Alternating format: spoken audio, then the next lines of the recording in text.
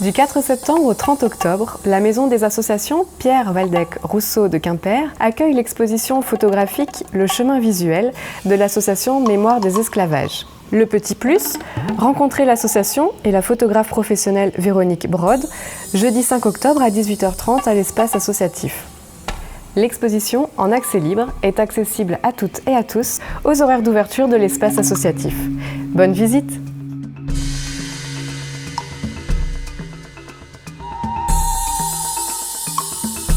Je suis très heureux de me retrouver à côté de Véronique Brod, qui, dès le départ, a compris ce que je souhaitais à travers la sculpture mémoire.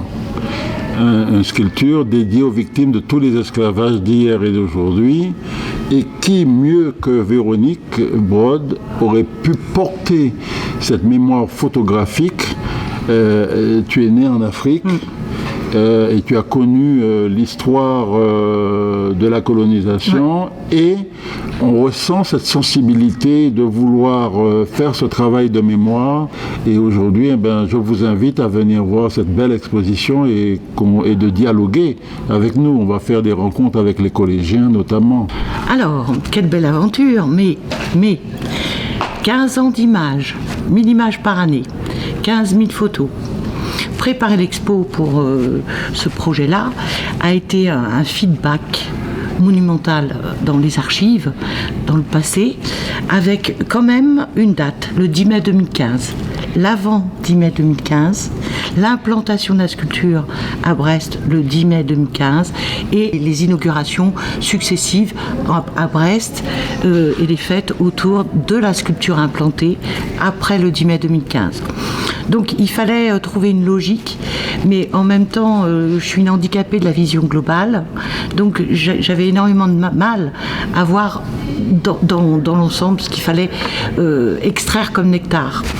Donc du coup, il y a quand même une logique malgré tout, c'est que au rez-de-chaussée, il y a les photos de la préparation de la sculpture avec Marc Morvan, pour donner une idée de l'immensité de l'objet aussi, et du travail qui a été fait.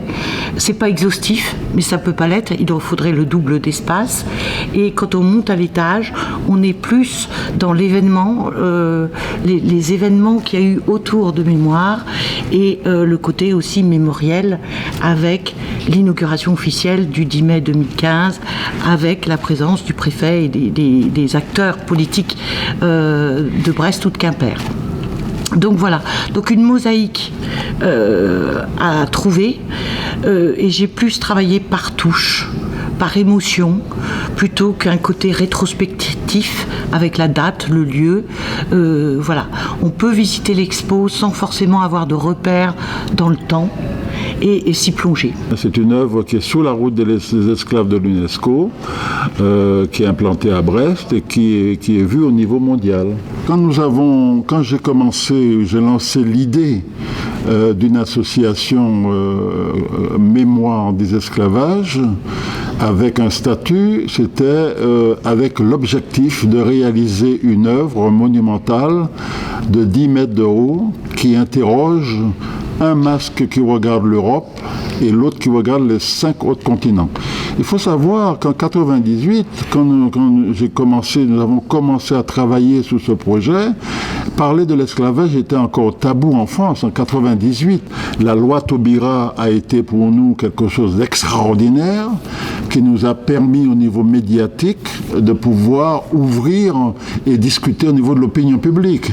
La création de la Fondation pour la mémoire des esclavages est un événement en soi considérable pour l'histoire de l'esclavage et de la République, et cela honore la République. La ville de Brest a été la seule ville qui a répondu immédiatement en nous donnant une place dans son espace public. Aujourd'hui, le monument est devenu un monument national, puisque les commémorations officielles ont lieu à Brest tous les 10 mai. Mais c'est aussi tout le travail que nous faisons en avant-première avec les collèges et lycées Parce que c'est ça aussi, l'éducation, c'est par l'éducation qu'on va faire évoluer les consciences. Cet engagement photographique depuis 15 ans a demandé de la fidélité, de l'engagement, de l'altruisme, de mettre aussi en valeur les humains qui sont derrière plutôt que les machines. Donc du coup, c'est aussi ma volonté de photographe de valoriser toute cette richesse humaine autour de mémoire qu'on ne voit pas quand on voit une photo de la sculpture. Quelle belle aventure quand on voit tous ces groupes de danse sur la mosaïque, tous ces groupes de bénévoles. Et ça, rien de tel que la photo pour montrer dans le temps l'engagement des uns et des autres. Et cette constance et cet altruisme a permis d'avoir ce fruit-là.